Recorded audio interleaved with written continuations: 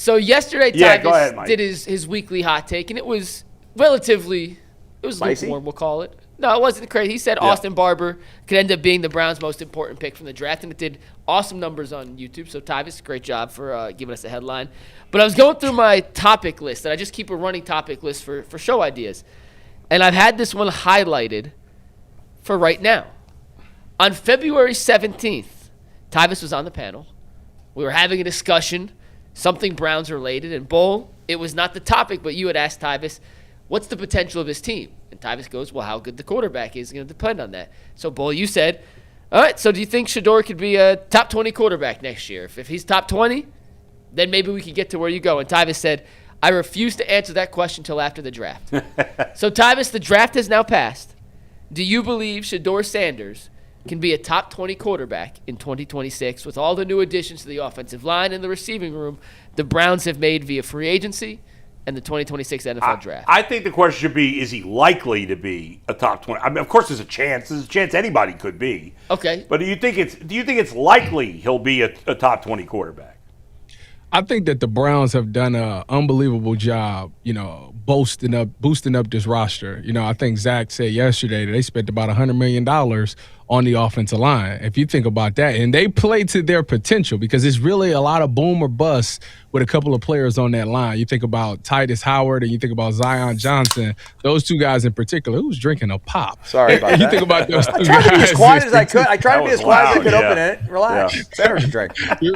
Anyways, you think about those two guys in particular. If George Warhop can get those guys to play to their full potential, I think absolutely. I think, if Casey Concepcion is able to catch the ball, Denzel Boston becomes a good red zone threat and can catch some of the 50-50 balls, absolutely. The thing with Shedeur Sanders is something that I pointed out yesterday. Shedeur Sanders is one of those guys that skips the layups to take the go for the great. And there's nothing wrong with that. You got to make sure that person that you're going for great with, that receiver, also has greatness inside of him as well. And I think he fell victim to trusting his teammates a little bit too much, and their ability just didn't materialize. So hopefully, you need a Jerry Jeudy to turn it around. You need Denzel Boston to be able to adjust to the NFL game and be able to make those plays. You need Casey Concepcion and Isaiah Bond and those guys to all do that. I think that they've done enough that you can absolutely put if he is a starting quarterback and he you can't eliminate turnovers because he's going to happen. If he cuts them down and gets rid of some of those what the heck are you doing throws, absolutely he could be a top 20 quarterback in this league. Tyvis, you mentioned it. It's still an if. We don't know if he's even going to be the starter. But you're a guy that's been in OTAs. You're a guy that knows this team. Once they get started in a couple weeks, what is the importance of this time for Shedeur and taking that next step, whether he's going to end up a top 20 quarterback or a backup on this team or somewhere outside of those two things? I think that first of all, it's a new playbook, so you gotta get that going. And I think that, for all the media guys that will be out there, you've been doing this. No.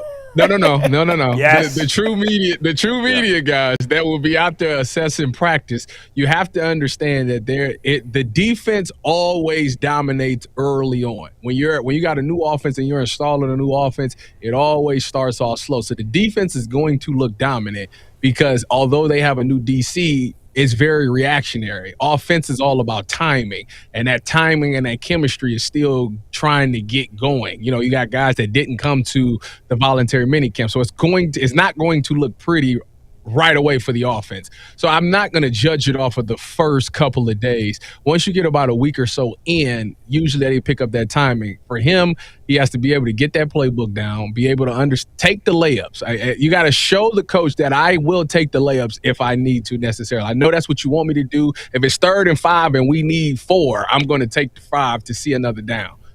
That's what you have to do.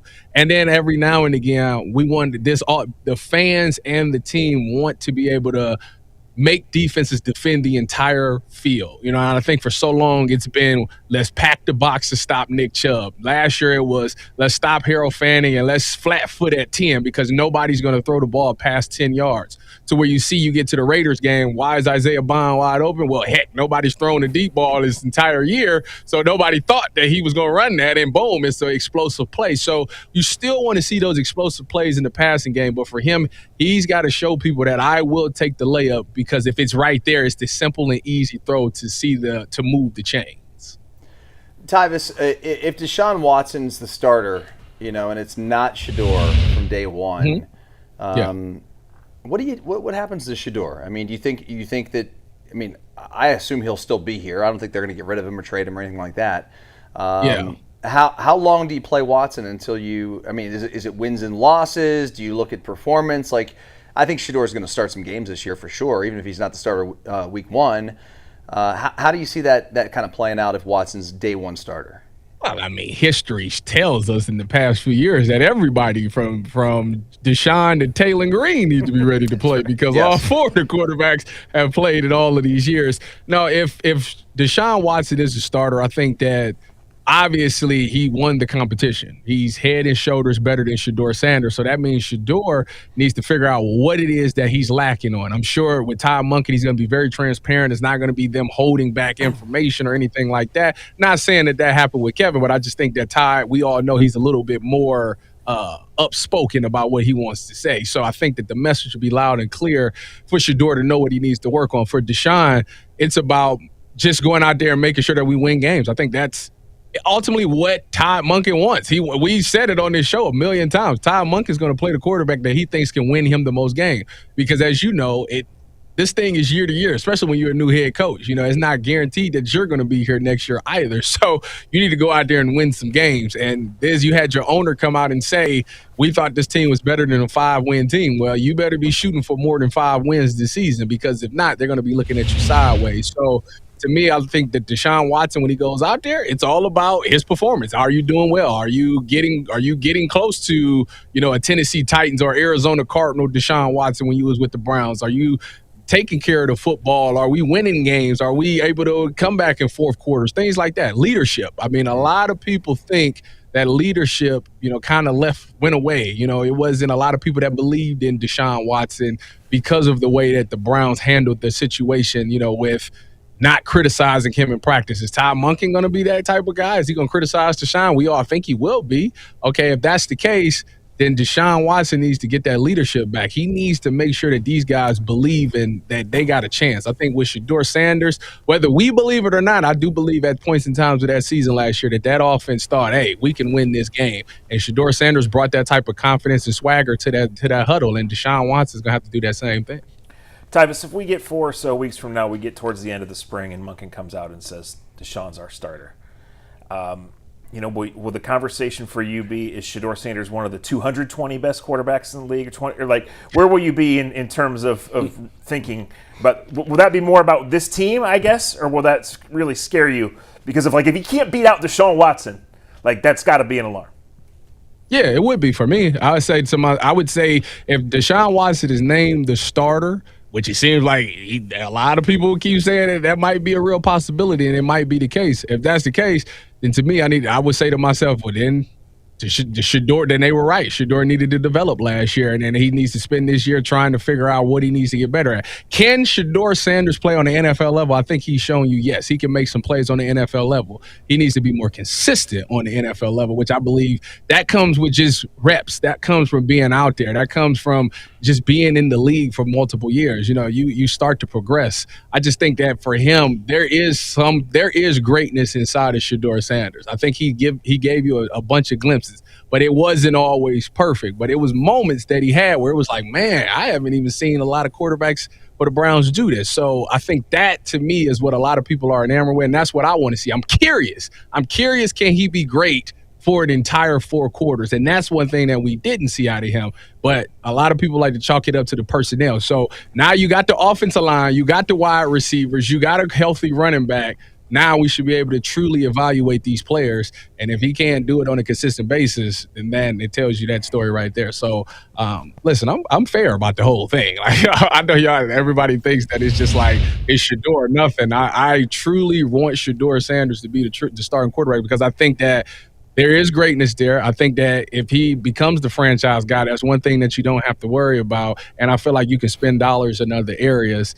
So to me, that's why I'm team risked up. And you wouldn't have to, use any more high draft capital on a quarterback. So yeah, ideally he becomes the guy. But yeah, I mean, if he's not the starter, if Deshaun Watson is named the starter, it tells you all you need to know about what Todd Monken thinks about Shedeur Sanders. He doesn't think he's good enough. Because like you'd have to be so desperate to play Deshaun Watson. He hasn't been good in 6 years. So I mean, if Deshaun is out there balling, I mean, he balling. I mean, I think that if from an outside standpoint, we look at it like we seen Deshaun Watson and he looked terrible out there. Well, my question is Deshaun Watson completely shot, or was it the offense and was it the things around him? Because the same things I can say about Shedeur Sanders not looking good. It's the same thing I can say about Dillon Gabriel and all those other guys. The personnel around the quarterback position was not great. So Joe Flacco looked bad at times out there. So it was definitely the personnel around them. But with Deshaun, because Deshaun seems like he never was a fan of the Stefanski offense to begin with. So is Todd Monken's offense a better version? Does that suit him better than what Kevin was running? And if that's the case, then yeah, sure, he would look better than he did in the Kevin Stefanski offense. Yeah, I don't buy that, Tyvis. I mean, first of all, he had better talent around him. Like last year, okay, you want to give Shedeur and Dillon Gabriel a pass for the talent around them last year, I could buy that. But I mean, he had Amari Cooper when he was playing. Amari Cooper was still good. Amari Cooper's last year, he was dropping the ball. I hear you, but he did play with him. And Baker Mayfield, who I'm not a big fan of, had success with Kevin Stefanski. This idea that Kevin Stefanski made Deshaun Watson garbage, that's ridiculous. I mean, come on. He's shown no signs of good play. And you say if Deshaun's killing it, well, I mean, how much can he kill it? It's off-season activities. I mean, what are they doing? He's not seeing any real reps. They will be going up against the number one defense, who some people deem as a top 5 defense. Yes, there will be it's not live or anything, so he's not worried about getting sacked.